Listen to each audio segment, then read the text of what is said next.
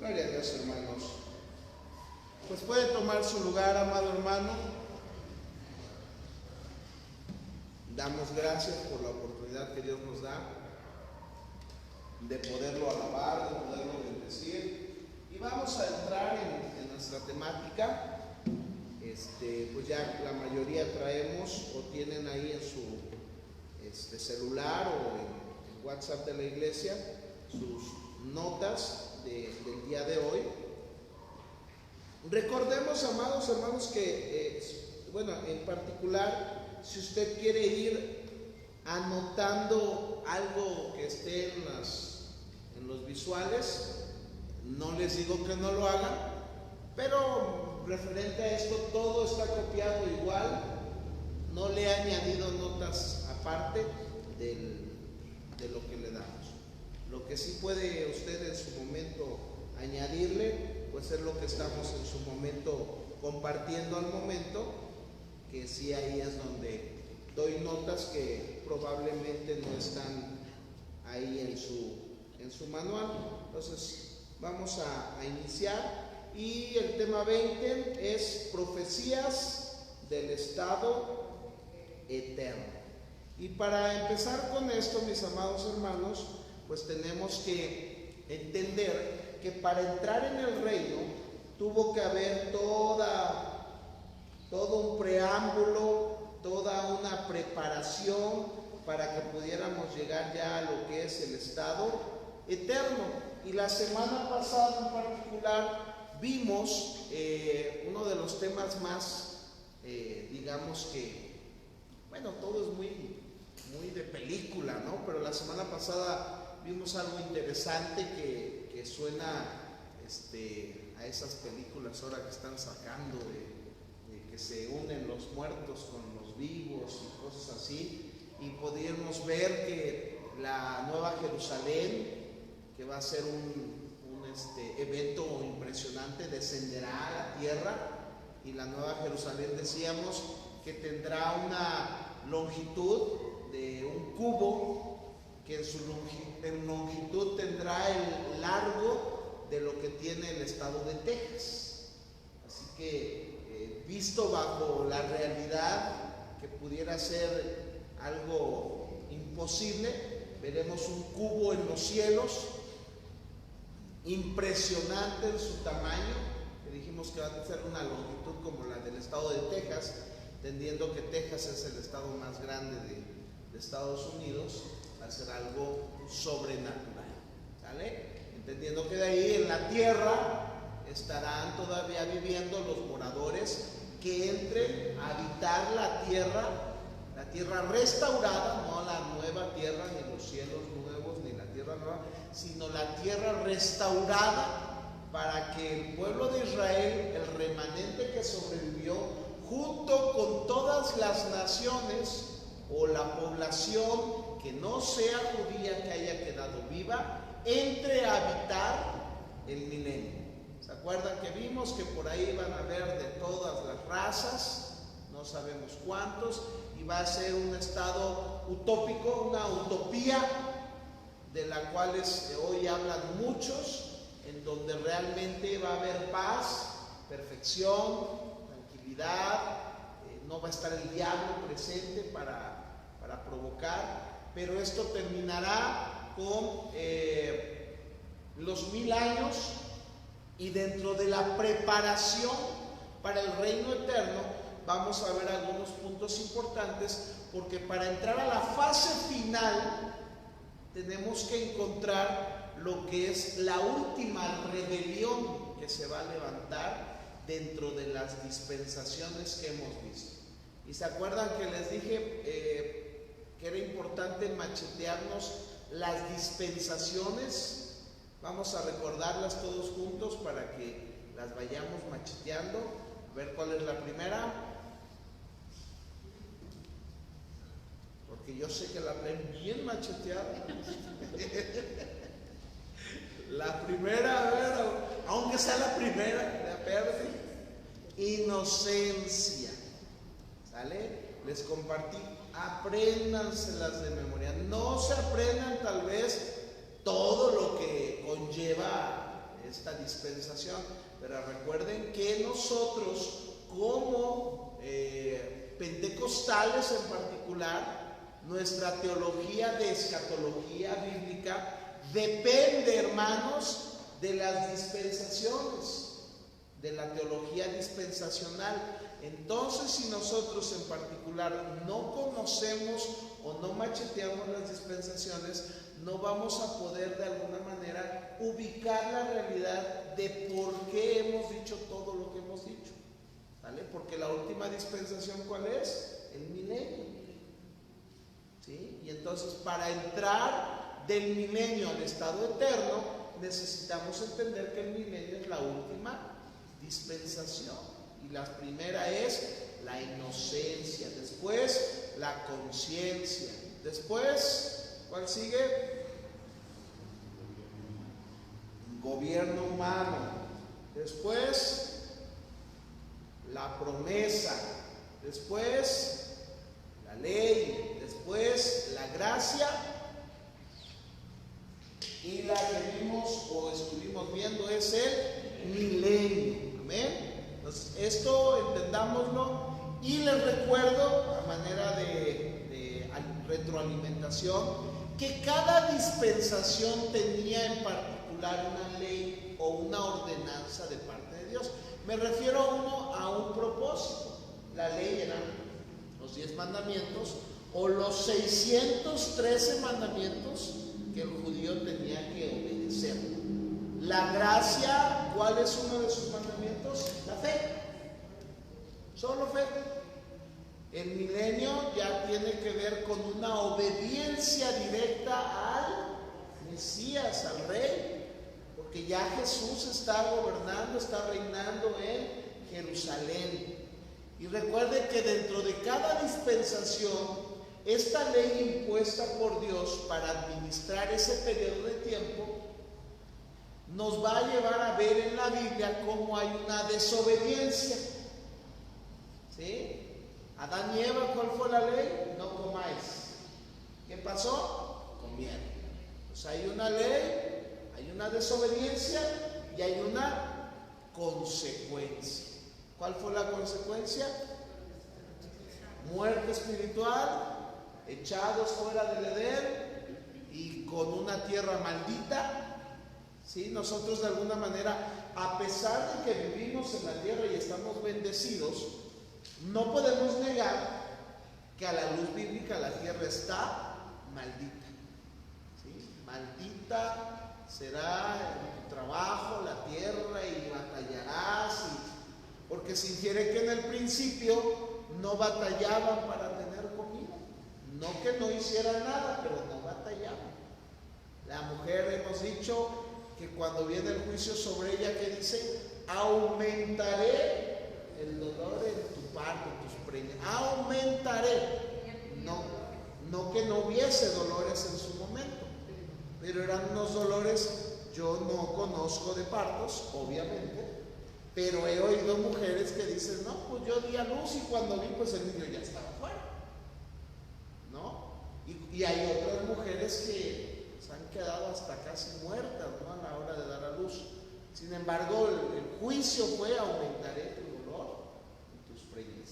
Entonces, cada dispensación, hermanos, termina con un juicio por razón de la desobediencia del hombre. Y ahora que nos encaminamos a las profecías del estado eterno, tenemos que ver que antes de entrar al estado eterno, a esta tierra prometida, a estos cielos nuevos y esta tierra nueva, se encamina una preparación para poder entrar. Y la preparación es que en el milenio debe de haber una prueba, ¿sí? Y eso es lo más importante. Aquí, de lo que anoté, dice: entre la terminación del reino teocrático terrenal y la unión de ese reino con el reino eterno de Dios, acontecerán ciertos eventos trascendentales, de manera que todo vestigio de rebelión sea erradicado y Dios reine como supremo. Acuérdense que dijimos que en el milenio va a haber casi una perfección, pero no será perfecto. Entonces tiene que erradicarse por completo el pecado para entonces poder entrar al estado eterno. ¿Sí? Ahí es el estado en donde ya nada nos va a separar. La discusión se limitará a las cuestiones relacionadas con las profecías sobre aquel tiempo. ¿Qué tiempo? El tiempo de la transición entre el cierre del milenio y el inicio del estado eterno.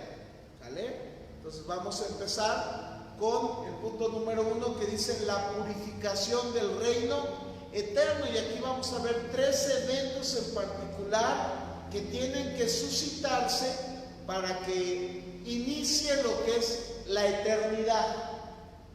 ¿Sale? La eternidad, porque aquí recordemos que está el milenio, termina el milenio, y voy a hacer un resumen así como que rápido, nada más para que usted vaya abriendo la ventana de lo que veremos. Se revela o se suelta el diablo del abismo donde fue echado, engaña una vez más a los moradores, pobladores del milenio, y muchos de ellos caen una vez más en la trampa, son destruidos. Después de ese evento se presenta ahora sí el juicio del gran trono blanco, que no es lo mismo, dijimos, que el tribunal de Cristo. Son 2 eventos totalmente diferentes. Y después del tribunal de Cristo encontramos cielos nuevos y tierra nueva, ¿sí? Donde ahí va a haber una fusión, dirían por ahí, una fusión de lo que descendió del cielo. ¿Se acuerdan qué descendió del cielo? La nueva Jerusalén, ¿sale? En parte de cumplimiento de los cielos nuevos y tierra nueva, pero esa misma nueva Jerusalén se fundirá con unos cielos nuevos, una tierra nueva, en donde ahora sí habiten los que queden para la gloria eterna. Y también veremos cómo son echados al lago que arde con fuego y azufre, que es la muerte segunda. ¿De dónde surgirá un lugar que arda, un lago de fuego? ¿De dónde? Eso es lo que vamos a tratar de ir viendo. Entonces el inciso A es la liberación de Satanás y la revuelta satánicamente dirigida. Para esto tenemos ahí la Biblia, dice: y prendió al dragón, la serpiente antigua, que es el diablo y Satanás, y lo ató por 1000 años, y lo arrojó al abismo, y lo cerró, y puso sus sellos sobre él, para que no engañase más a las naciones, hasta que fuesen cumplidos 1000 años. Y después de esto debe ser desatado por un poco de tiempo. ¿Vale? Nos decíamos, hermanos, cuando nosotros escuchemos que alguien diga que tuvo una visión interestelar de que Jesús bajó y le dijo que mañana se acaba el mundo, es imposible. A la luz bíblica es imposible. Tienen que suscitarse situaciones, y dentro de ellas tienen que pasar el milenio. Tiene que pasar el milenio forzosamente. Entonces no puede destruirse la tierra. Por lo menos hay eventos fijos. 1, el arrebatamiento de la iglesia, ¿sí? De ahí empieza el reloj cronológico, en donde podemos hacer un uso más o menos del tiempo de cuándo se va a destruir la tierra, esta tierra. 7 años de tribulación, se renueva la tierra, no es creada otra vez, hermanos. Dios con su poder restaura un tanto la tierra para que se pueda volver a cultivar como en un principio, pero sigue siendo esta tierra. Y entran 1000 años. Después de esos 1000 años viene lo que vimos aquí, hasta que fuesen cumplidos 1000 años. Y después de esto, ¿qué sucede? Satanás es desatado por un poco de tiempo. Ese poco de tiempo no podemos nosotros asegurar fechas, si son un día, 10 días, 100 años, un poco de tiempo. Y no sabemos cuánto se vaya a tardar el diablo en volver a engañar a los que están en el milenio y que se infiere están bajo la sujeción de Jesús, sin ser tentados durante 1000 años, y ahora que se desata el diablo, vuelve el tentador. Recuerden que Satanás, el diablo, es el tentador, el que engaña, el acusador. En particular, Satanás es el acusador. ¿Vale? Entonces ahí se desata 1000 años, vuelve a engañar y dice que engaña a las naciones que están en los 4 ángulos de la tierra. Así que todo el globo terráqueo volverá a ser persuadido por el diablo para una revuelta. Esta revuelta cita a Gog y Magog. Gog y Magog se cita en Ezequiel, hermanos.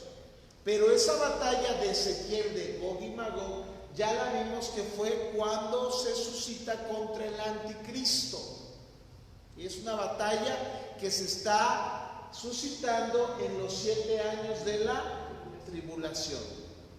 No porque nosotros veamos repetidos nombres, palabras, frases, siempre las tenemos que juntar a un mismo tema.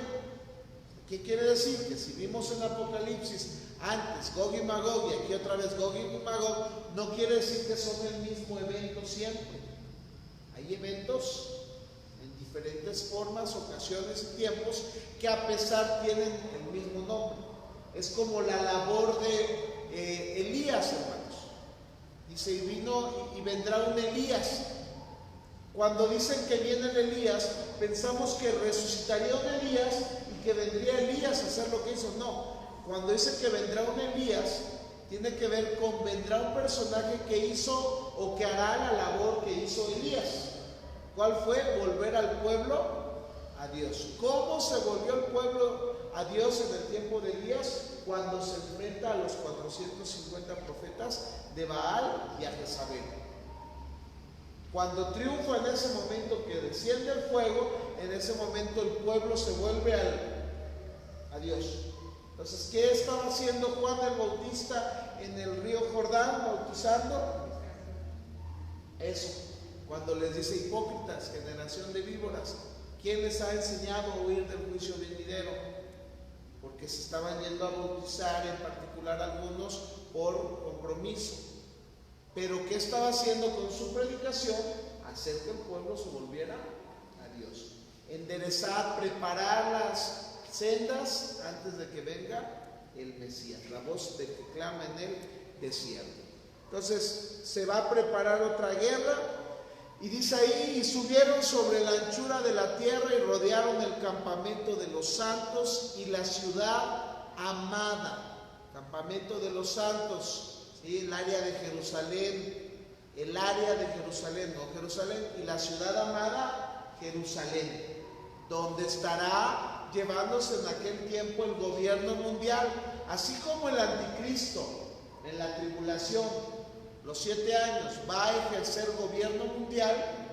Jesús en Jerusalén va a establecer un reinado teocrático a nivel mundial, ¿vale? No como el anticristo, ahora sí va a ser el de adeveras. Recordemos que el diablo trata de imitar todo. Dice, y de Dios descendió fuego del cielo y los consumió.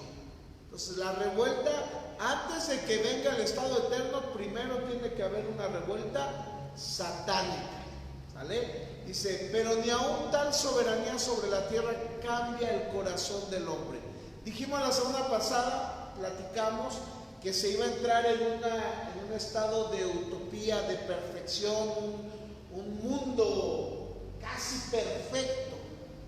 Pero cuando el diablo es liberado, ni esa misma perfección en la que el hombre vivió le va a quitar la humanidad caída que él mismo tiene. A pesar de estar llenos del Espíritu Santo, a pesar de estar gobernados por el Mesías, a pesar de tener las aguas salutíferas, a pesar de tener un gobierno justo, a pesar de todo, en el momento que salga el diablo, cuando sean tentados, van a caer. Y decíamos, amados hermanos, que en medio de eso, pues es interesante, porque si aquellos del milenio caen en las garras del diablo, como también la iglesia hoy, por eso es que en muchas ocasiones caemos víctima de las artimañas del diablo. Si en el milenio cayeron, con todo perfecto. Si Adán cayó, con todo perfecto. Si el pueblo de Israel cayó, si todos han caído. ¿Eso para qué es? Es solo para demostrar la santidad y la perfección que únicamente hay en Dios. Y que el hombre pueda verse a sí mismo como lo que es, un ser caído y un ser necesitado de su Salvador.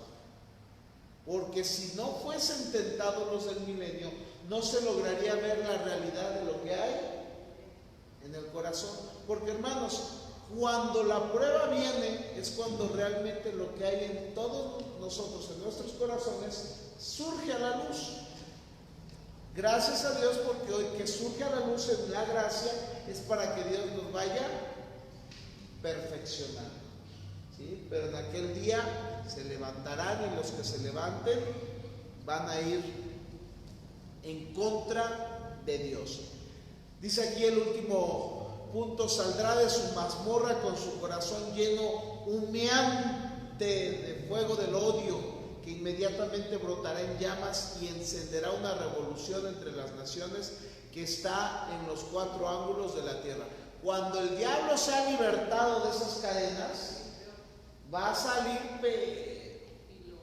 exactamente, una buena palabra, filoso, y va a tratar de destruir todo.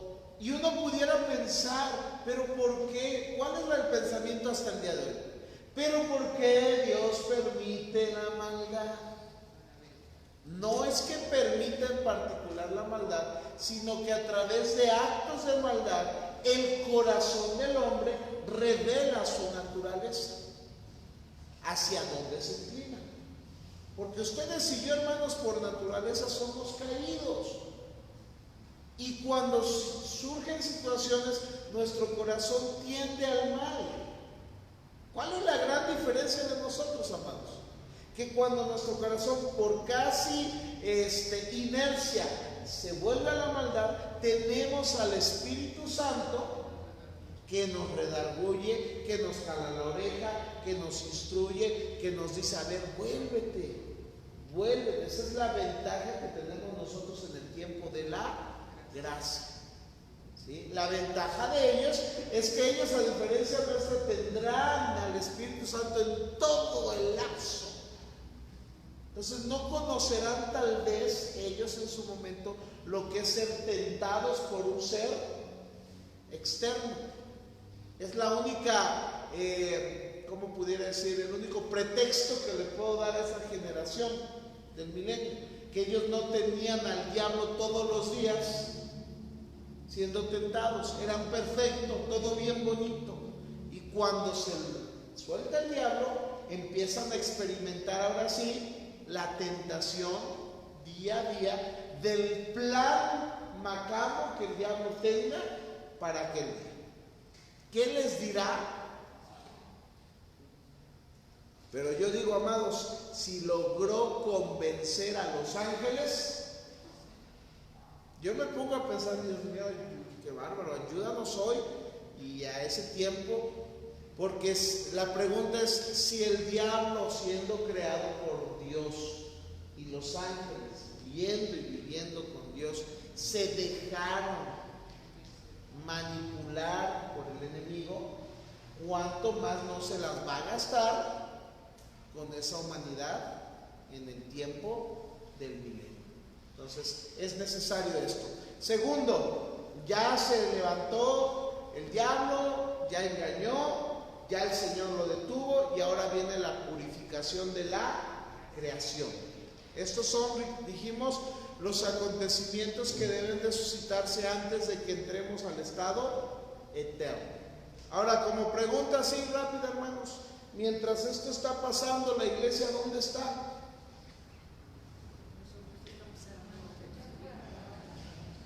Estamos en la nueva Jerusalén. La nueva Jerusalén que descendió del cielo, esa no puede ser tocada, no puede ser puesta en prueba. Nosotros como creyentes no podemos ser puestos una vez más en prueba, porque ya nosotros estamos en un estado de glorificación. ya estamos perfectos. ¿Sí? De hecho, lo que estamos leyendo ahorita, pudiéramos decir, así hablando muy humanamente, eso ya a nosotros nos vale. Es un decir.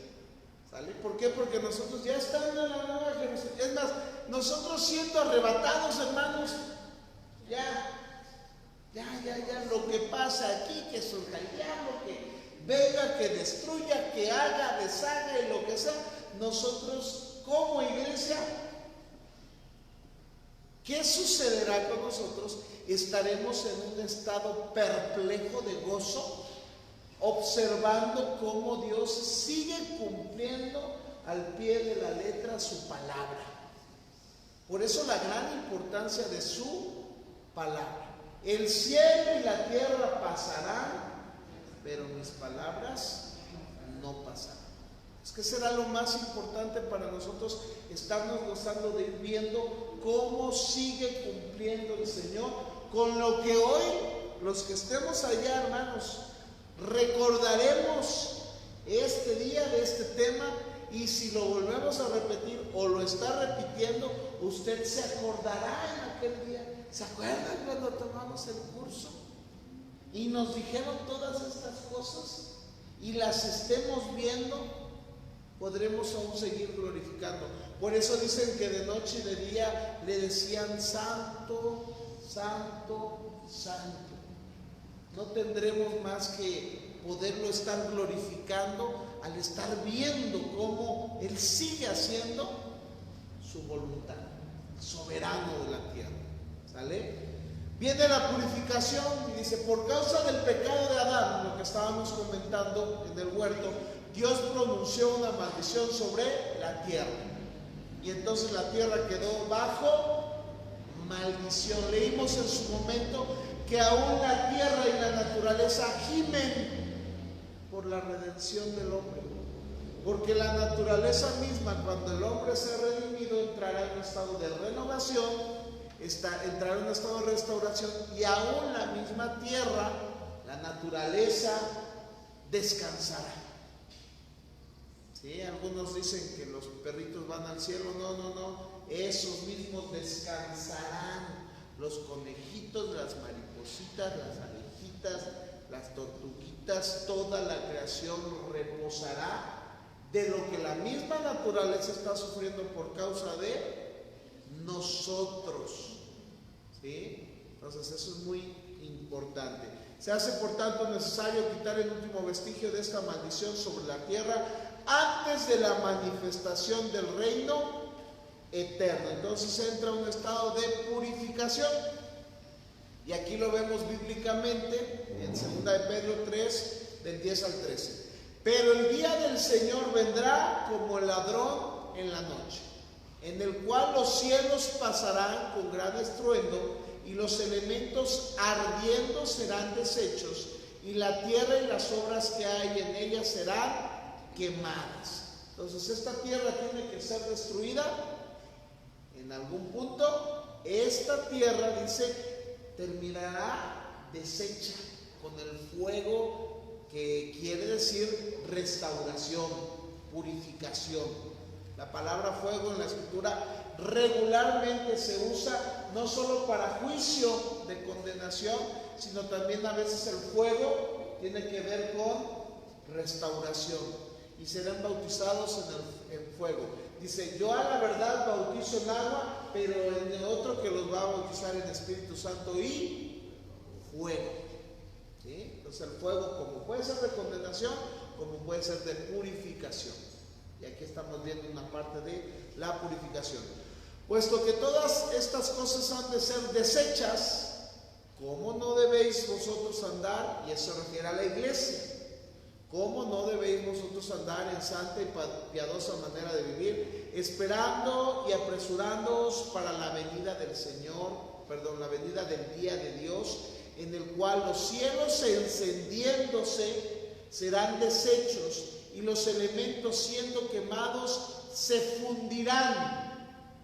Eso no va a pasar en el milenio.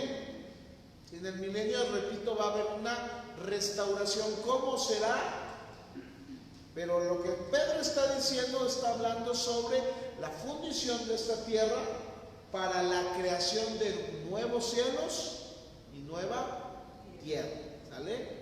Pero nosotros esperamos, la iglesia, según sus promesas, cielos nuevos y tierra nueva, en los cuales mora la justicia. La iglesia en particular, recuerden que separamos a la iglesia de Israel, ¿se acuerdan? ¿Quiénes en el milenio ya recibieron cielos nuevos y tierra nueva? ¿Israel o la iglesia? La iglesia, porque ya estamos dentro de la nueva Jerusalén, que son nuestros cielos nuevos y nuestra tierra nueva. Pero Israel, el que estaba vivo, y aún el de los santos profetas que ya recibieron sus cielos nuevos, pero los que están en la tierra no han recibido aún cielos nuevos y tierra nueva, porque cuando entran al milenio no están entrando a los cielos nuevos y a la tierra nueva. Entonces por eso tiene que ser fundida esta tierra, para que entonces venga lo que les decía. Son cosas muy impresionantes, pero venga una fusión entre ese cuadro de la Nueva Jerusalén junto con la tierra nueva que el Señor va a crear, la cual se va a fusionar con la Nueva Jerusalén. Suena, bueno, yo sé, no sé usted cómo lo vea, pero tal vez yo como por pecador me gusta ver muchas series así de distrofia y de futurismo, y ves que ahora con tantos efectos especiales logras ver cosas tan impresionantes. Yo digo, wow, ¿se imagina cómo ese cubo Dios va a encargarse de fusionar? Y hago redondo pensando que va a ser redonda los cielos nuevos y la tierra nueva, porque ni siquiera puedo decir si va a ser redonda, porque por lo menos la Nueva Jerusalén es cuadrada, ¿sí?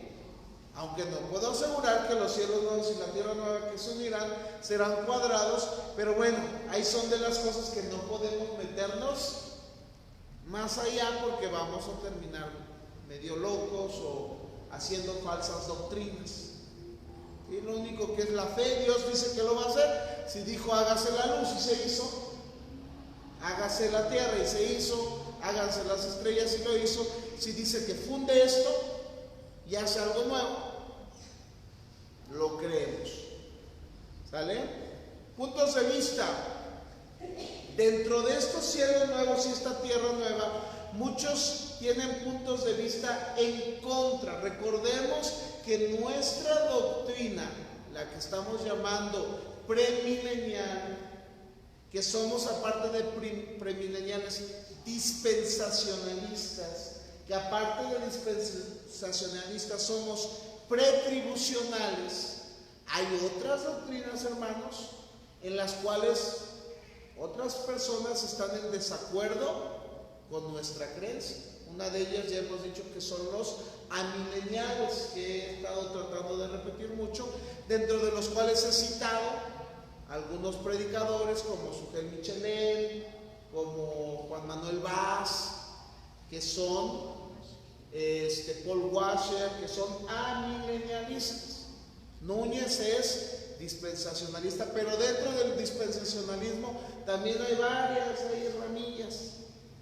Entonces nosotros estamos, considero, a un buen entendimiento, ¿sí? Si llegan algún día a comprar libros sobre estos temas en particular, Daniel, Apocalipsis, este tipo de temáticas, Luis Carballosa es uno de los teólogos sobre estos temas, muy bueno.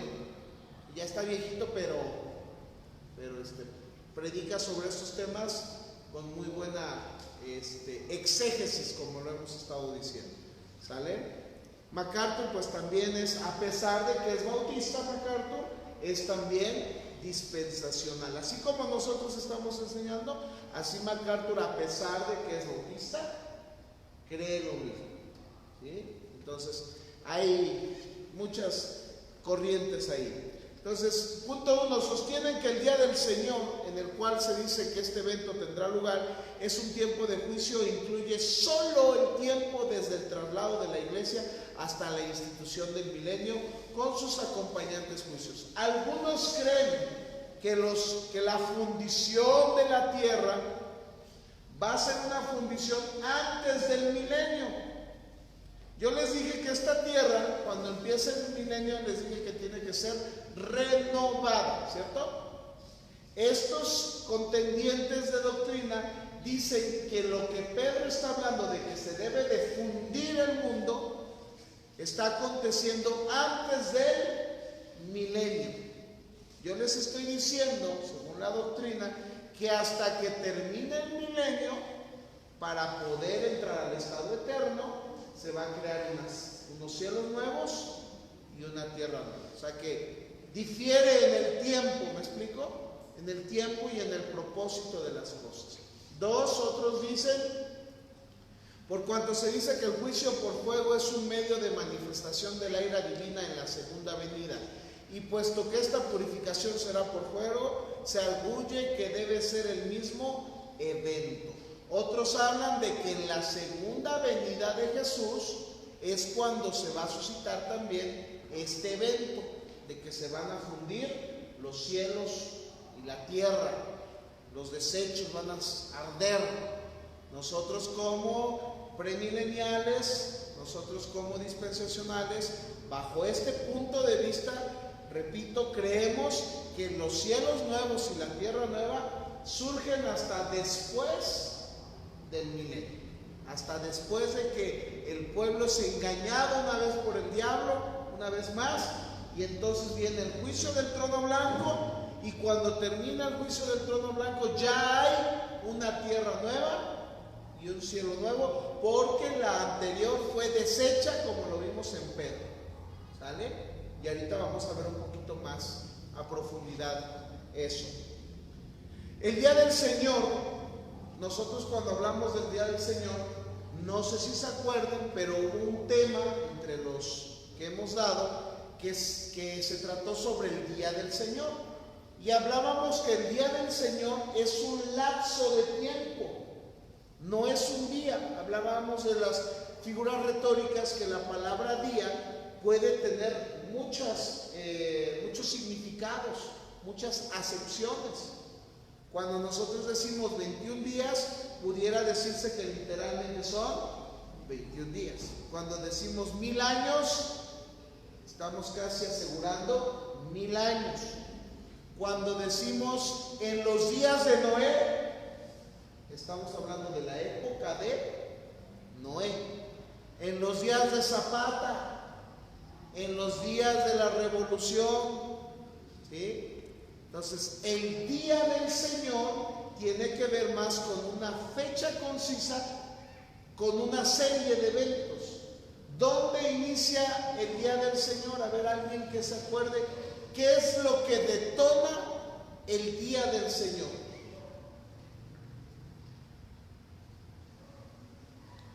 ¿No recuerdan más o menos? El arrebatamiento, dijimos que es la inauguración del día del Señor. Viene el arrebatamiento y eso abre lo que es la frase el día del Señor. ¿Sí? ¿Por qué? Porque es cuando viene por su iglesia y al quitarla de la tierra inicia el conteo o el trato una vez más de Dios con Israel. Porque lo que es la tribulación es el día del Señor en base al juicio con Israel, el juicio con las naciones, el día del Señor que también no solo es juicio, sino es gloria y majestad, que es el milenio, el día del Señor que también es el juicio del trono blanco, donde Él va a traer la vara de destrucción a los impíos.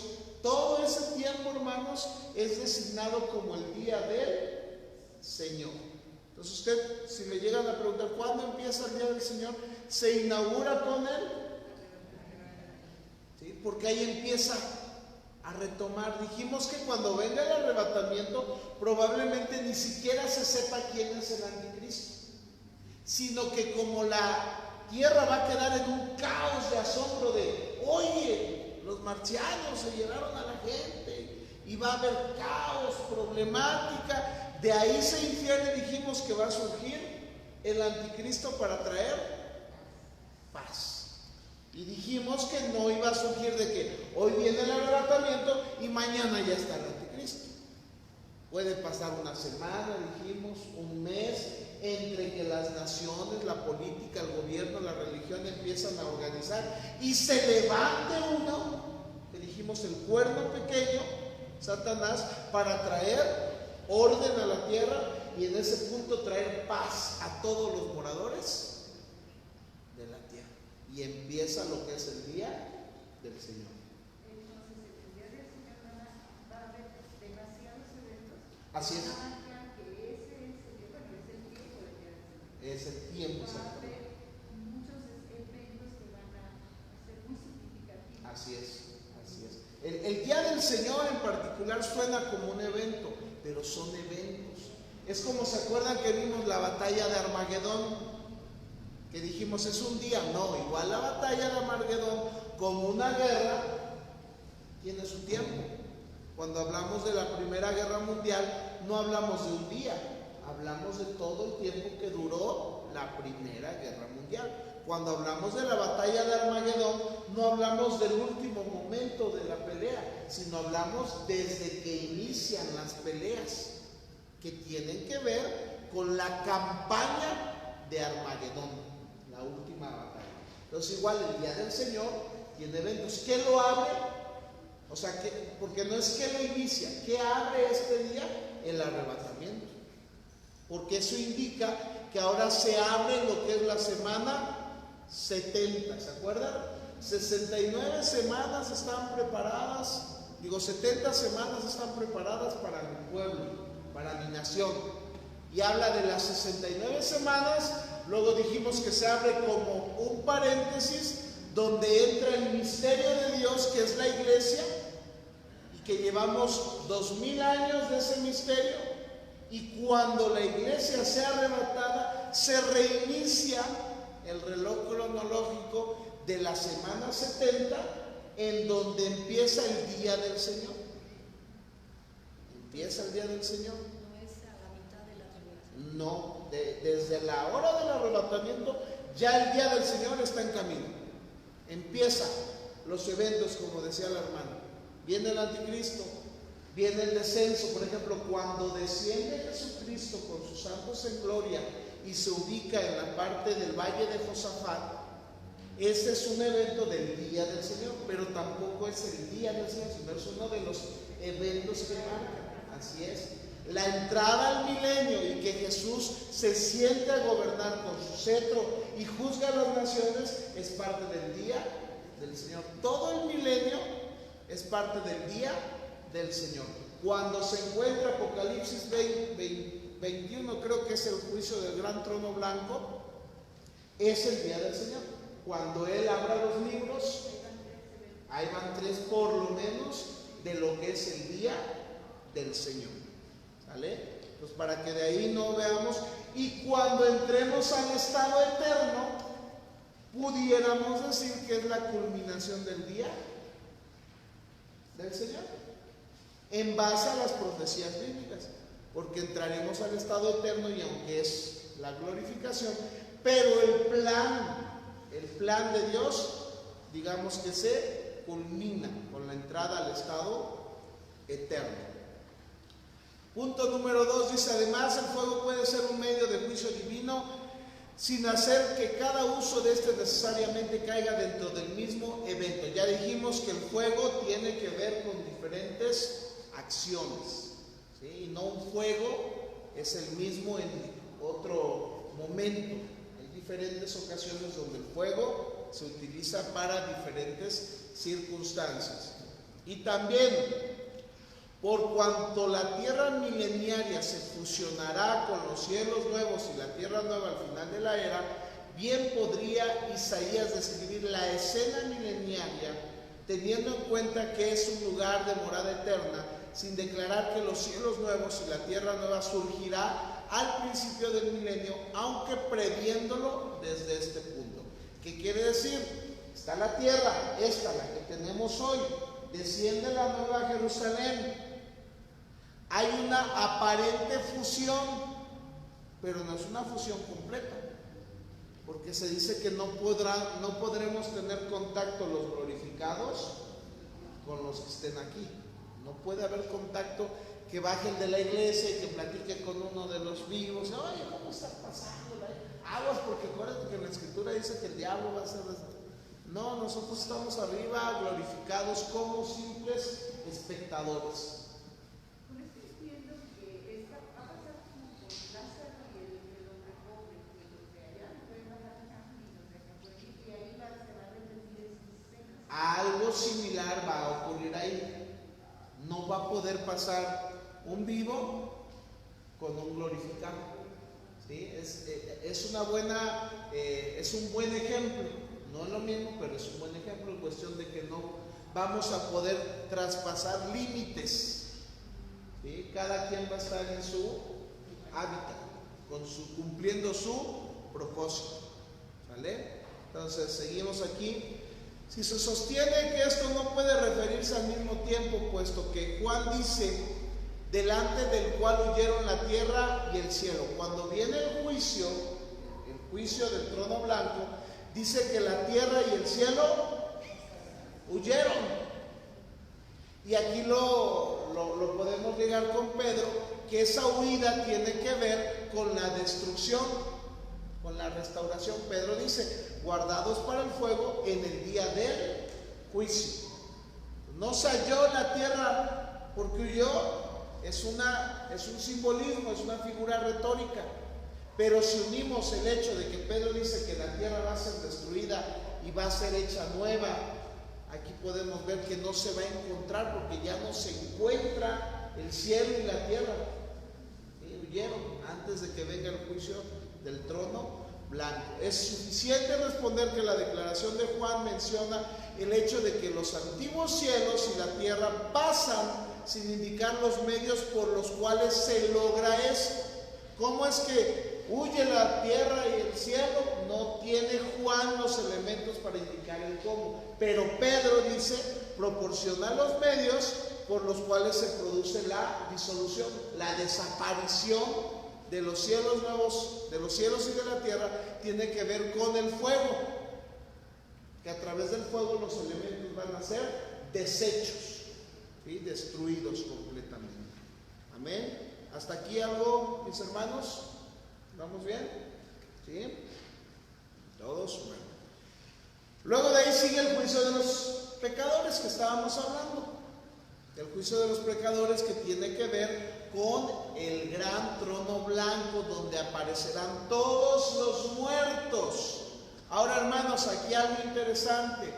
¿Será que la iglesia o nosotros podamos aparecer en el juicio del trono blanco? ¿Por qué no? Porque nosotros, desde que hemos sido raptados, es más, desde que hemos sido sellados, nosotros estamos ya vivos para Dios. Los que van a estar enfrente del trono blanco son todos los muertos.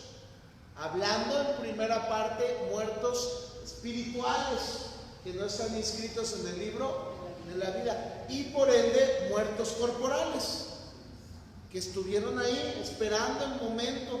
Dijimos, hacíamos la reflexión de que, por ejemplo, Caín, vamos a decir, si Caín se fue al infierno, ¿desde cuándo está en ese lugar? No, se tiene pero cuando venga el tiempo del milenio, el último que se llegue a morir en el milenio va a entrar al infierno. Y aunque tenga un día, pues yo no creo que te va a importar mucho si tienes 1000 años o un día, porque ya sabes que ahí te quedaste. Ya no. Eso es lo más difícil para escuchar al que no es nacido de nuevo. Porque el que es nacido de nuevo y tiene esperanza en esta salvación, lo glorioso es oír de la vida de Cristo. Por eso decía un predicador: yo no sé cuántos de vosotros queréis quedarse al infierno, o cuántos de vosotros quieren conocer al anticristo. Decía, porque si lo quieren conocer, seguramente es porque se quedaron.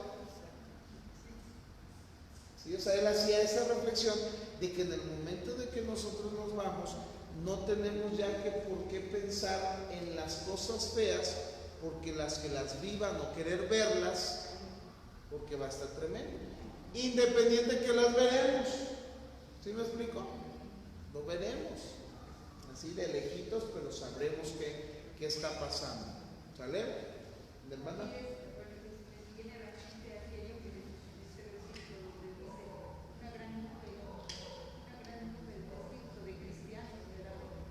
Bueno, ahí habla de los héroes de la fe, una gran nube de testigos. Pudiésemos usarlo como un simbolismo, tiene diferente interpretación, pero sí, digámoslo de esa manera, todos los que estemos nacidos de Dios vamos a estar de espectadores viendo todo lo que está sucediendo. ¿Sí, mi hermana?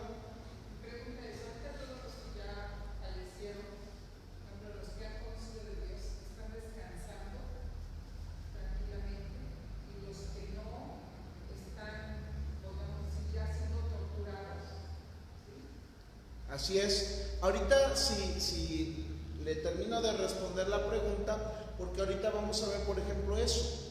¿Dónde están? O sea, los nombres: el Hades, el Seol, el Gena, el Tártaro, que son lugares diferentes, con el propósito de que cada persona o cada ser almático esté durante cierto tiempo y luego sea levantado en la resurrección para el último propósito. ¿Sí? Y ahorita vamos a ver un poquito de eso. Si me aguanta tantito, lo vamos a ver. Entonces, viene el juicio de los pecadores ante el gran trono blanco. Y dice: y vi un gran trono blanco y al que estaba sentado en él, delante del cual que huyeron en la tierra y el cielo, y ningún lugar se encontró para ellos. Y vi a los muertos, grandes y pequeños, de pie ante Dios. Grandes y pequeños se refiere no solo de edad, sino de posición. ¿Sí? Estará el rico, como estará, decían por ahí, Hitler, ¿sale? Estará Mussolini, si no se repitieron, ¿verdad? Estará Bill Gates, estará Juan Gabriel, dirían por ahí algunos, ¿no? Que no sabemos, solo lo digo al aire porque ¿qué tal? Si Juan Gabriel recibió una palabra o algún día escuchó el evangelio y en sus últimos momentos, de corazón como el que estaba al lado de la cruz con Jesús, pudo clamar arrepentimiento real y el Señor le perdonó. Digo, no es la recomendación que te esperes a ver si en el momento te arrepientes, pero sí no puedo negar, o no podemos negar ninguno de nosotros, que aún un muerto de lo peor, como lo que vemos en la imagen de Jesús con los dos maleantes, uno al último momento se arrepintió. Ahora, ¿qué surge la pregunta? ¿Y por qué Dios lo perdona después de tantas maldades? Y uno tiene que andar aquí aguantando. A veces, bueno, yo he oído muchos de esos pensamientos, como diciendo: es injusto que esos se salven en la primera, nomás porque se arrepienten, y uno que está aquí batallando. Entonces, el Señor no quiere que nadie se pierda, sino que todos procedan al arrepentimiento. Y por eso hace luego la reflexión de aquella parábola de cuando empieza a contratar gente, ¿se acuerdan? Y le dice: a ver, desde las 8 de la mañana tú vas a pagar 100 pesos. Y llegan a las 2 de la tarde y 100 pesos. Termina el turno a las 6 y llega a las 6 uno y toma tus 100 pesos. Y el que entró a las 8, oye, o sea, a mí me da lo mismo que él, y yo estuve desde las 8 y tú al de las 6 le das 100. Eso es injusto. Y el Señor le responde: o sea que no puedo hacer lo que quiera con mi dinero. si yo quiero darle a este porque soy bueno, fíjese qué interesante. ¿Qué? Y aquí es donde entra la confrontación de nuestra naturaleza humana, porque nosotros decimos, ¿por qué a esos? Y es únicamente por la bondad de Dios. Y eso revela en parte nuestra maldad. ¿Sí? Porque no estamos conformes y nos constituimos en los jueces de Dios cuando el que es juez es Él. Y como dicen, y Él puede hacer, le dirá el barro al alfarero, ¿qué haces? Son de las cosas que son tremendas, pero que son reales. Y que han pasado, por lo menos por mi mente, en alguna ocasión. O en muchas. Pero me acuerdo y dice el Señor que yo soy bueno y quiero perdonarlo, ¿a ti qué? Eso está tremendo. Bueno, y el mar entregó a los muertos que había en él, y la muerte y el Hades entregaron los muertos que había en ellos, y fueron juzgados cada uno según sus obras. Aquel que gusta de salvación por obras es más seguro que no sea salvo, porque se le van a juzgar según sus obras. Aquel que dice, ya hice mi buena obra, si quieres ser juzgado por obras, por obras. ¿Y cuál es el problema? Que cuando se abran los libros de la vida, dice ahí, y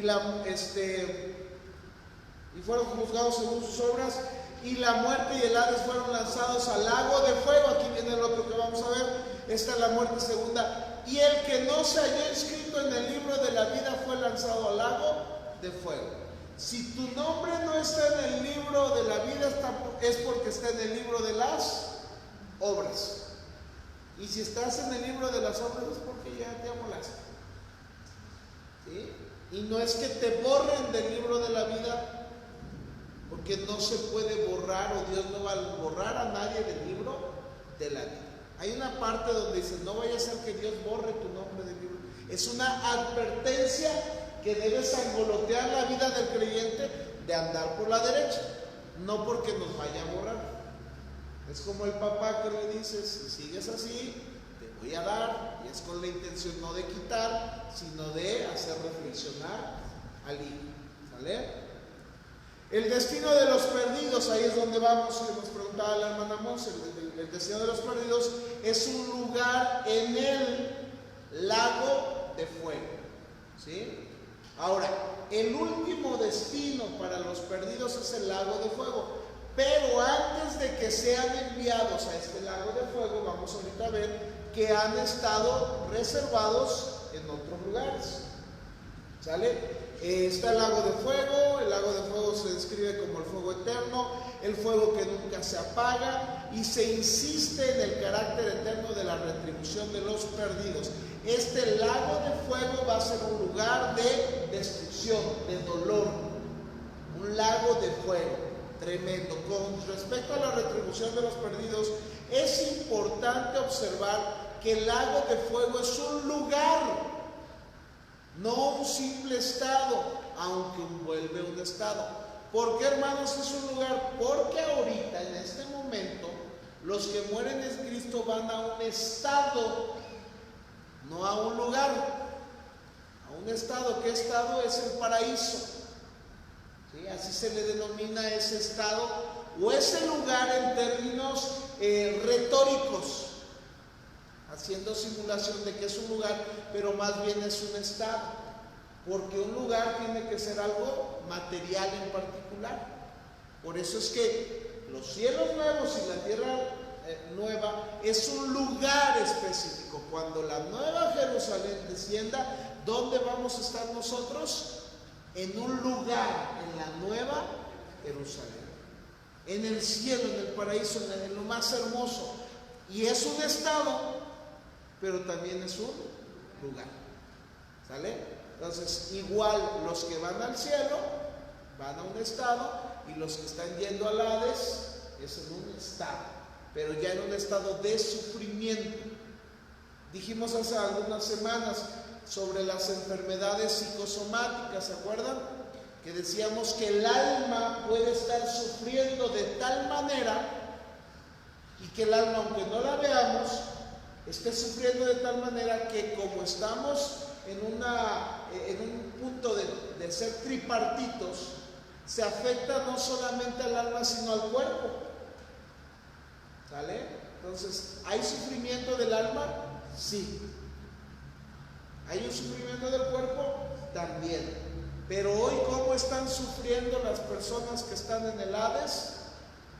Un estado almático de sufrimiento, no corporal, porque no han sido resucitados. ¿Hasta cuándo van a ser levantados? Dijimos que hasta que se levanten o enfrenten en el juicio del gran trono blanco, donde se levanten grandes y pequeños. ¿Sale? Y ahorita vamos a ir desglosándolo. Es una conducción de indescriptible miseria, se indica mediante términos figurados. Aquí hay varios términos: fuego eterno, donde el gusano de ellos no muere y el fuego nunca se apaga, el lago que arde con fuego y azufre, el pozo del abismo, las tinieblas de afuera, el lloro y crujir de dientes, fuego que nunca se apagará, horno de fuego, oscuridad de las tinieblas, el humo de los tormentos que sube por los siglos de los siglos y no tienen reposo de día y de noche. Ese, hermanos, es el lugar de tormento. Ese lugar es el Hades. Ese lugar es el Gehenna. Es el infierno. Un lugar que Jesús describe. Algo importante, amados hermanos. Si ustedes se dan cuenta en las citas bíblicas, ¿quién es el que constantemente describe cómo es el infierno? Jesús. Pudiéramos decir que el máximo predicador sobre el infierno fue Jesús. Para que cuando nosotros lleguemos a leer la Divina Comedia de Dante Alighieri y él describa en su novela cómo era el infierno, no creamos en nada de lo que él está diciendo, porque aparte de que es una novela, la está escribiendo un personaje que no está respaldando sus ideas con la escritura. ¿Sí? No hay un estado de más menos. No, el que caiga en el lago de fuego son los mismos. Ahorita vamos a ver los grados que ahí los tienen de una enana blanca, los grados a los que está consumiéndose la materia. O sea que no va a haber quien se caliente más, no va a haber ahí de que acércate tantito que me está dando frío. No, va a ser un estado de fuego similar para todo el que está ahí. Por eso dice el lloro y el crujir de dientes. ¿Sale? Hay 4 palabras ahí para lo que estamos hablando. La primera es el Seol, para describir el lugar de los muertos, que es lo que preguntaba, hermano. Ahí vamos a ir viendo dónde están en este momento muchos de los que hablamos. La primera es el Seol, la primera palabra que se usa 65 veces y esta se traduce como infierno, sepulcro o abismo. Por eso regularmente cuando hablamos del Hades hablamos del infierno. Pero también la palabra Hades significa el sepulcro. Cuando el día 2 de noviembre la gente va al Hades a ver a su familiar, ¿sale? Pudiéramos decir, ¿a dónde vas el mes de noviembre? Pues voy al Hades, voy al sepulcro, ¿no? Entonces, si lo consideramos la misma traducción, ¿vas al infierno? ¿Qué? ¿Vas y vienes? Pero la traducción no solo es el infierno, sino también es un sepulcro. Seol, por tanto, significa el estado de muerte o el estado de los muertos, del cual el sepulcro es una evidencia tangible. Cuando vamos, los que van a ver a sus parientes en el sepulcro, digamos que lo van a visitar ahí, pero no es que lo puedan visitar, sino recuerdan el estado en el que se encuentran. ¿Cuál es el estado? Están muertos. ¿Sí? No es que visito a mi familiar porque está ahí en el sepulcro. Él se encuentra en un estado de muerte. Y ese sepulcro solo manifiesta el hecho de que murió, nada más, como un mausoleo.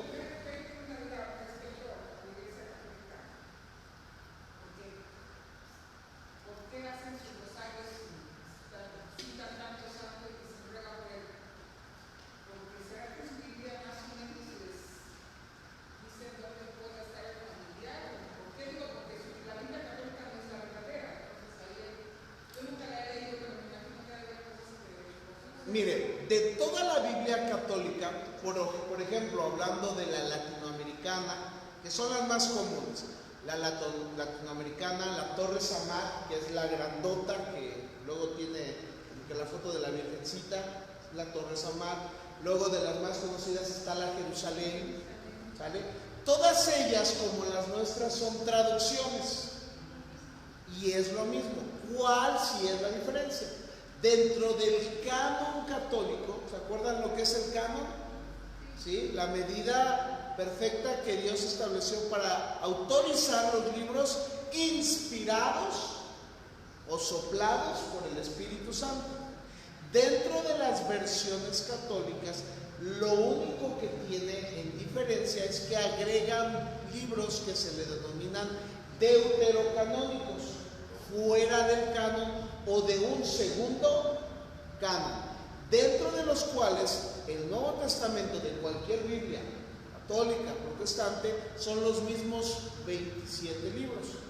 Pero en el Antiguo Testamento le vamos a añadir, depende de las traducciones y las versiones, Macabeos, primera y segunda de Macabeos, Judí, Baruch, Sabiduría, Siracides, Eclesiástico, uno de esos dos es el mismo, Tobías, ¿sale? Dentro de esos 7 libros hay doctrinas que llegaron a tomar erradamente los católicos, y dentro de ellas los macabeos, en su tiempo, se logra ver que hay un rezo hacia los muertos, pero es una costumbre que se adopta desde la salida de Babilonia. Acuérdense que la salida de Babilonia, ahorita me perdona porque ya vi que no.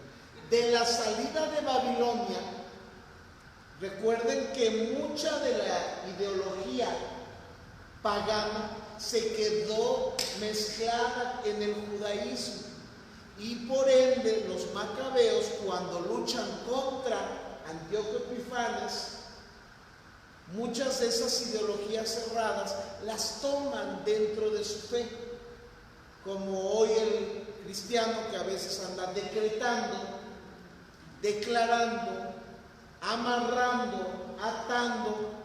Haga de cuenta que se metieron ciertas ideas. De ahí surge el hecho o la creencia de que a través de los rezos uno puede ayudar a los muertos como que a salir de un estado, pero no es tomado de los libros canónicos que tenemos nosotros, los 39. De ahí empiezan a surgir esas doctrinas, hermano. El católico por eso cree, pero tiene mucho que ver también por la situación que surgió para obtener recursos. También ahí está, por ejemplo, que antes, ¿no? Que los niños que no eran bautizados se iban al limbo. Eso surgió porque ya no estaban yendo a bautizar a los niños. Entonces le sacan como una regla: si no lo bautizas, porque había una compensación al final, y dominaban a las masas. Pues si no traes tu niño a bautizar, no va a entrar al cielo y se va a ir al limbo. Como había un estado de ignorancia tan tremendo, la gente decía: yo no quiero que mi niño se vaya al limbo. ¿Sí? Más o menos, mi hermano, perdóname.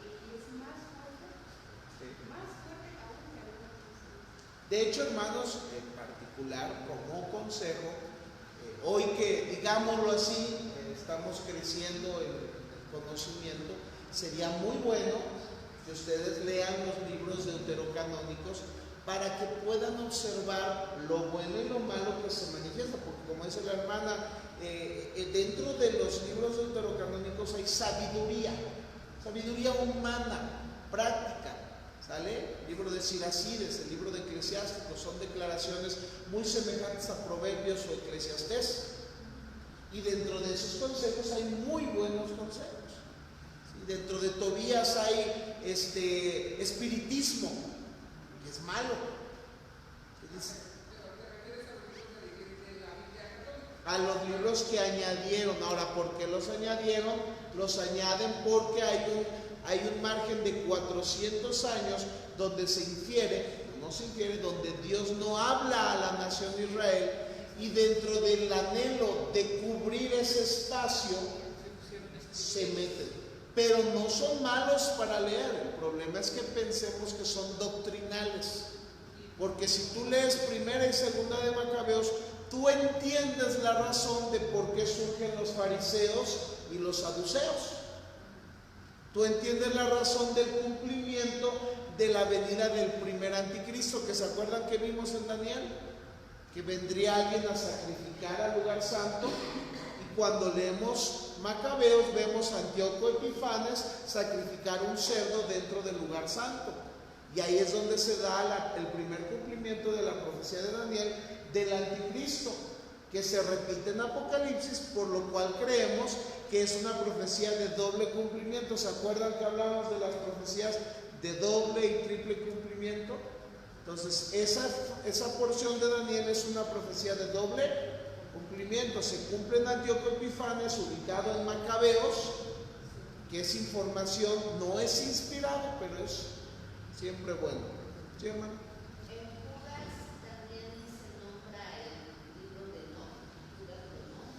El libro de Enoc, de hecho, Judas menciona, dentro de la escritura se menciona en libros seculares, personas seculares. Eso no quiere decir que al mencionarlos las personas eran cristianas o creyentes, solamente se cita la frase de algún escritor que Dios honró en la misma maldad, como uno de sus escritores dice, ¿cómo dice? Glotones o ¿sí se acuerda Paz? Que le dice, oh glotones, a los, ¿de dónde eran estos?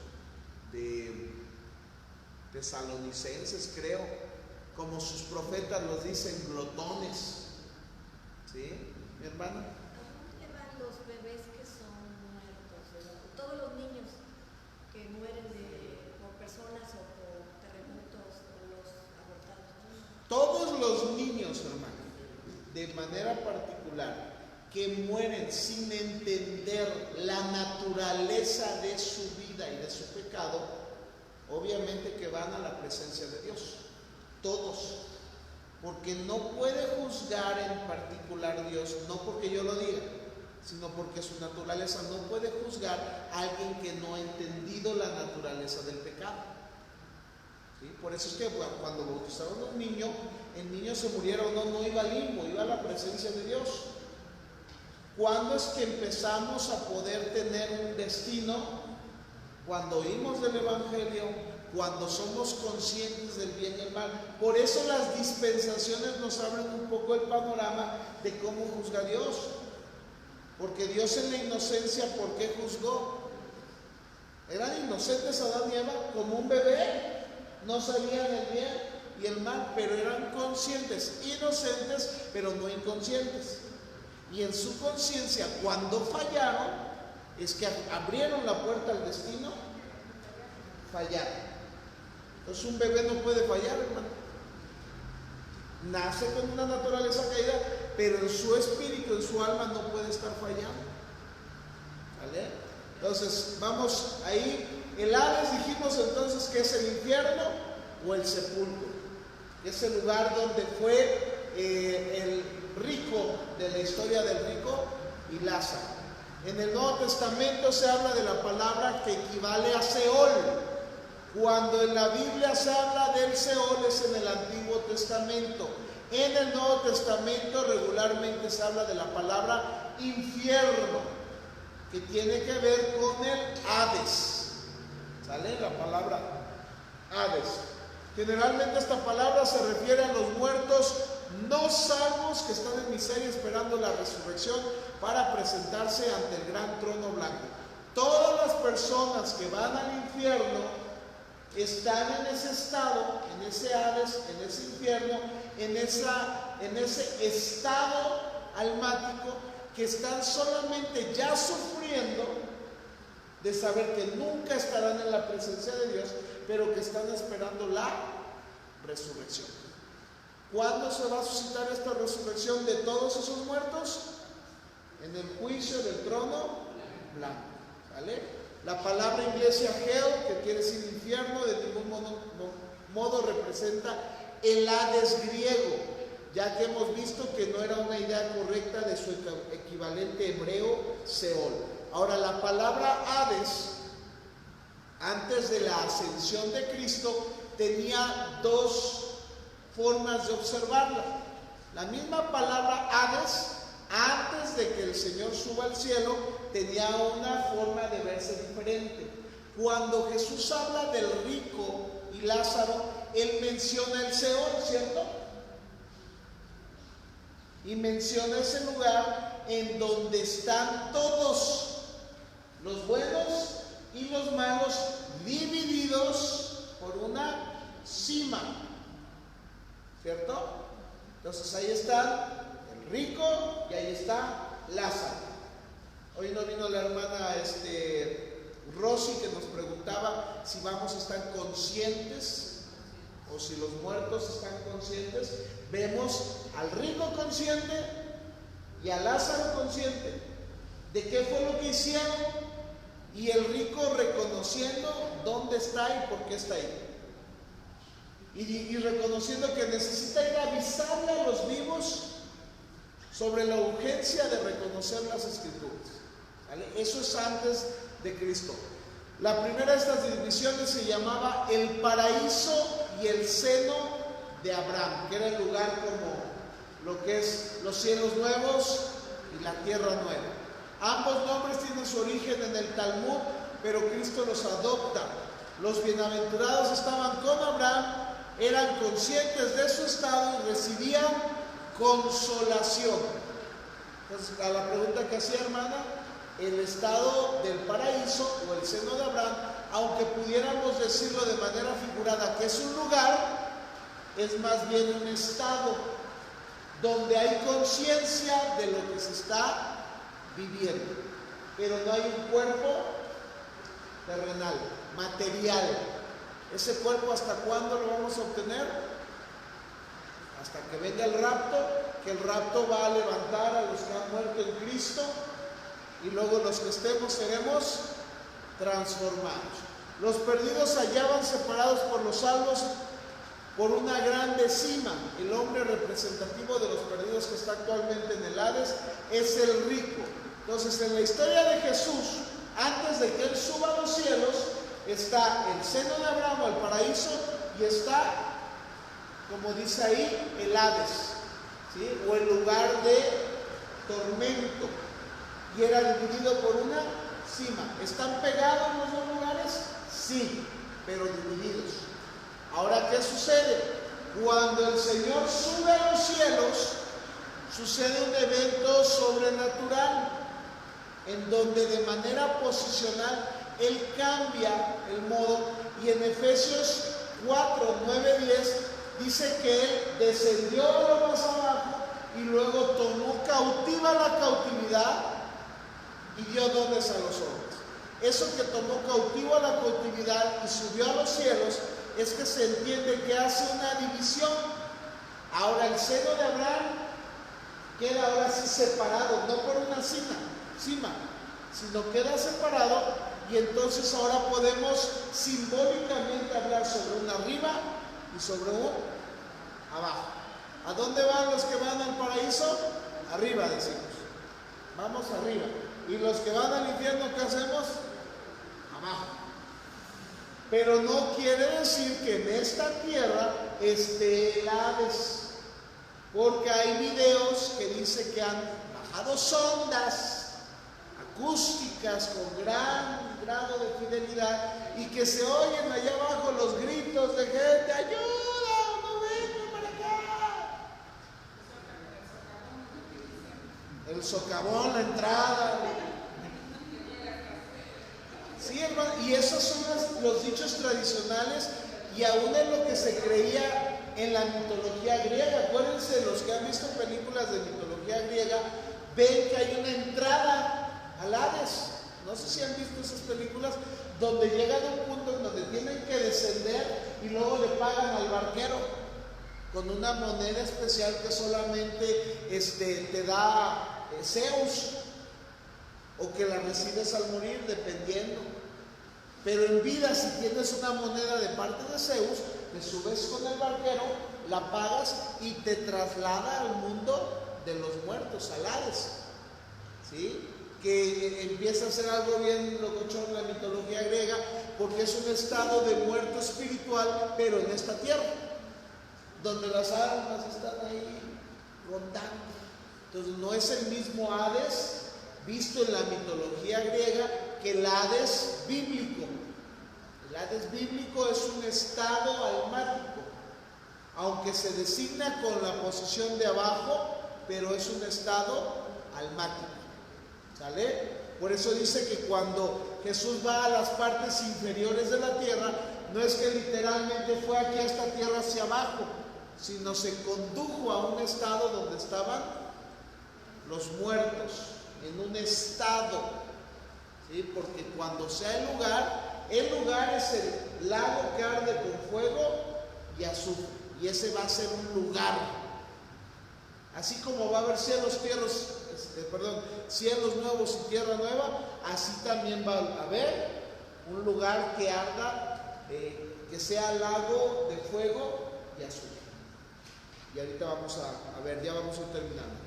La tercera palabra es el tártaro, que también los que han oído de mitología griega, en el tártaro estaban ahí metidos los grandes titanes en la mitología, que habían vencido los dioses como Zeus, como Hades, como Poseidón, y que habían enviado al tártaro, que era el lugar donde estaban los más poderosos detenidos. Pero en la Biblia el tártaro es un lugar de reposo exclusivo de los demonios, no de los ángeles buenos, de los demonios o ángeles caídos, que se dice que pecaron en un tiempo de una manera tan grotesca que el Señor los castigó por su acción y los envió a este lugar llamado el tártaro. No confundamos el tártaro de la mitología griega con el tártaro bíblico. El tártaro bíblico es en las profundidades, pero es un lugar en particular para los ángeles que pecaron. ¿Sí? La razón de lo que pecaron, hay muchos dichos. Algunos dicen que su pecado, el pecado que hicieron fue que cuando los hombres, los hijos de Dios, se juntaron con las hijas de los hombres, los hijos de Dios, aunque eran humanos, estos demonios poseyeron a los hombres, y en el momento en que copularon, alteraron genéticamente, voy a repetir, alteraron genéticamente el código de los que nacían para dar lugar a los gigantes. Por eso había gigantes y enanos y todo eso. Así es. Se dice entonces, es una de las explicaciones. Entonces, por esa razón, cuando ellos hacen esto, Dios, al haber visto la acción tan terrible que hace, los envía y los encierra en el tártaro, preparados para el día del juicio. Esa es una postura, hermanos. Recordemos, no porque la decimos es que así haya pasado, pero tiene cierta congruencia. Puede que hayan hecho otra cosa y no sea eso. ¿Sale? La cuarta palabra, por allá vamos a ir terminando porque ahora sí casi vamos largo. La cuarta palabra es el Gehenna. Gehenna, que esta palabra lo usan los testigos de Jehová para indicarnos que el estado de la muerte del hombre es un estado en donde se quema el cuerpo, el alma ahí simplemente deja de existir. O sea que el que se va al infierno no va a sufrir, simplemente desaparece. Yo digo, si vas al Gehenna, después de todo lo malo que hiciste, pues ¿dónde está el sufrimiento? ¿Dónde está el pago de tus pecados? Si realmente al ser destruido, tu alma y tu cuerpo simplemente son borrados. El sacrificio de Jesús, ¿de qué te salva? Digo, pudiéramos verlo por el lado amable, como dicen que vamos a entrar al paraíso, que es lo más hermoso. Pero la condenación que Jesús mismo predica sobre el crujir y el tronar de dientes, el gusano que no muere, el fuego que no se apaga, que tiene que ver con una condenación eterna, ¿dónde queda? No queda en congruencia con lo que se dice. ¿Sale? Entonces vamos a ir. El Gehenna en particular es un lugar que se llamó de esa manera para designar a un lugar que daba como asco, un lugar de lo peor, donde habían sucedido cosas terribles. ¿Qué sucedió en la historia? Ahí lo van a leer. En particular se sacrificaba a Moloch, los niños. Entonces ese estado quedó como maldito, era una tierra maldita.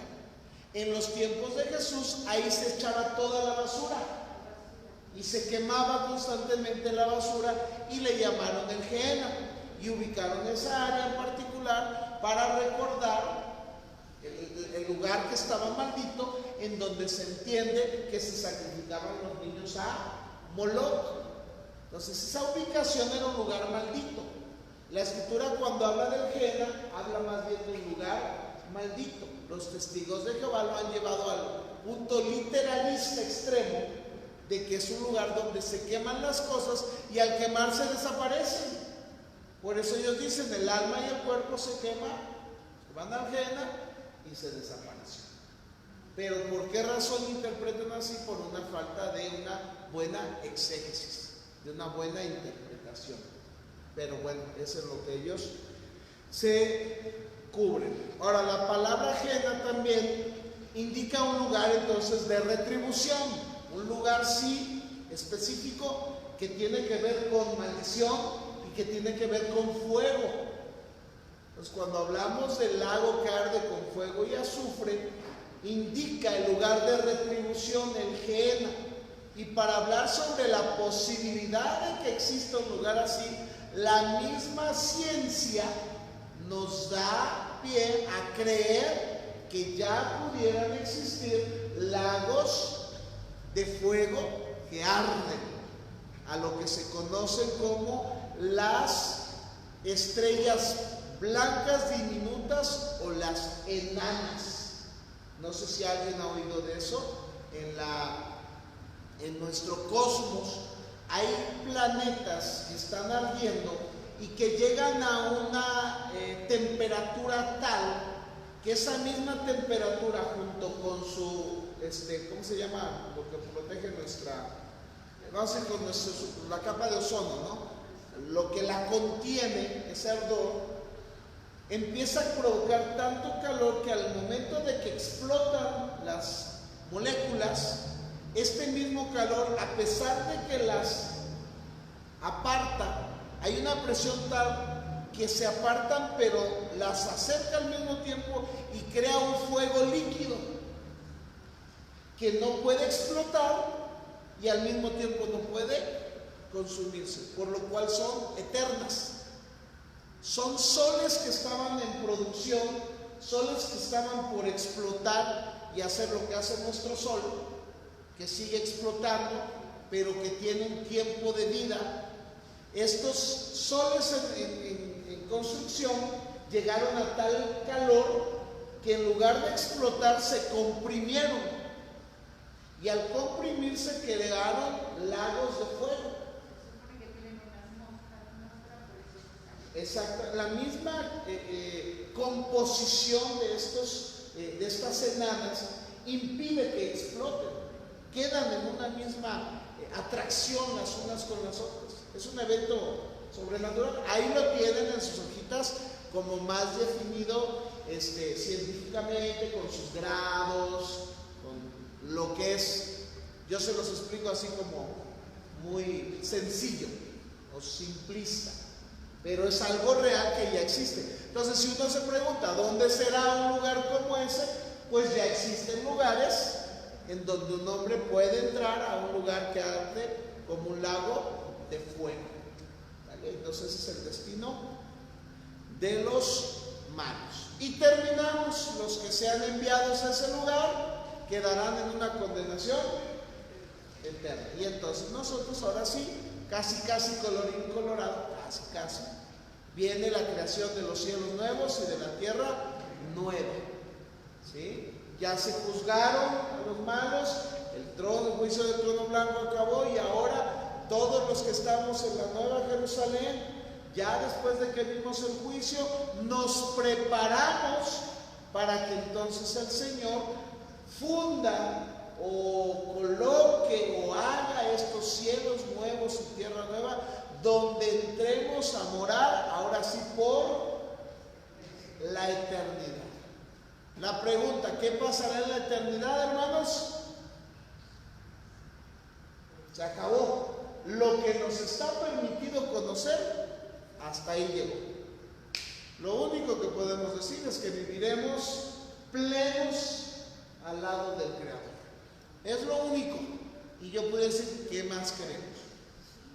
¿No? Ya la explicación como tal pudiéramos darla, pero ¿qué más queremos? Porque ya no va a haber pecado, ahora sí, ya no va a haber diablo, porque el mismo diablo está en el lago de fuego, los malos están en el lago de fuego, no pueden salir, es el estado eterno en el cual van a estar, y ahora nosotros estamos en cielos nuevos, tierra nueva. Ya nada nos puede apartar de la plenitud, de la gloria, en la cual, como transformados, los que salieron del milenio, transformados, terminó todo dolor. Y termino leyendo esto, hermanos. Ya se ha demostrado con pasajes como Apocalipsis 21:3 que el Señor Jesucristo estará morando con los hombres en la nueva tierra, en el reino eterno. Puesto que la Escritura revela que la iglesia estará con Cristo, se concluye que la eterna morada de la iglesia será asimismo en la nueva tierra, en aquella ciudad celestial, la nueva Jerusalén, que ha sido preparada especialmente por Dios para los santos. Una relación tal sería la respuesta a la oración del Señor por aquellos que Dios le había dado a Él. Padre, aquellos que me has dado, quiero que donde yo estoy, también ellos estén conmigo, para que vean mi gloria que me has dado. Por cuanto la gloria eterna de Cristo se manifestará en el reino eterno, en su dominio eterno, es natural que la iglesia esté allí para contemplar esa glorificación de Cristo para siempre.